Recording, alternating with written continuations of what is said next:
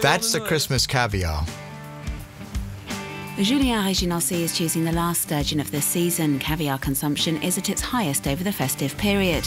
But with wild sturgeon facing extinction in eastern countries, there are restrictions and bans on importing wild roe. And so more and more countries, including France, are producing farmed caviar. We head to Biganos, near to France's Arcachon Bay. This is called Siberian sturgeon. The first sturgeon brought to France to develop the industry came from Siberia, but here we breed them once a year, so our product is 100% French. From the 70,000 sturgeon in the farm's 5 hectares of pools, only half of them, the females, will one day produce caviar. We try to produce 12,000 fish a year. At 3 to 4 years old, we use an ultrasounding technique to determine their gender. When they are around 6 or 7 years old, we start using another ultrasound technique to see if the females are carrying eggs. We process the females here from the ages of 6 up to 12. These sturgeon are ready. Julien fishes them out one by one and always by hand.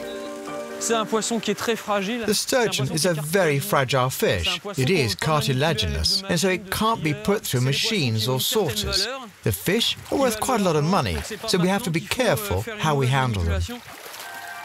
The sturgeon are then taken to the laboratory and opened to retrieve the gonads.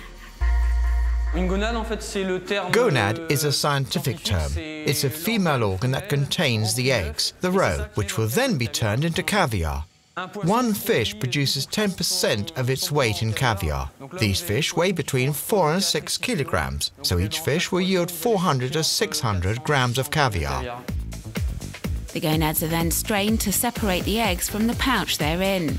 The roe is then washed and drained thoroughly. We try to avoid any wastage. And then it's salted, the most important and secretive stage in the making of caviar. This part really determines the quality of the finished product. The secret to making great caviar. Our salt concentration is between 3 and 5%. Salt levels vary from company to company. The precious salted eggs are then left to dry for 2 to 3 hours before being potted. Once packaged, the caviar is dispatched, mostly around France. We sell directly to private individuals, restaurants and gourmet shops all over France. We export some of our caviar, but this only represents about 5% of our annual turnover. We've contracts with Japan, and the market is opening up in Brazil, England, Switzerland and Italy. Ever since the sale of wild caviar was banned in 2009, the farmed caviar industry has boomed, and this is reflected in the price. Prices rocketed when they banned wild caviar, but now with the development of farmed caviar, prices are stabilising. Global caviar production is currently around 100 tons, and this figure rises every year. With average prices at around €2,000 per kilo, caviar remains a high-end product, even if it is increasingly accessible.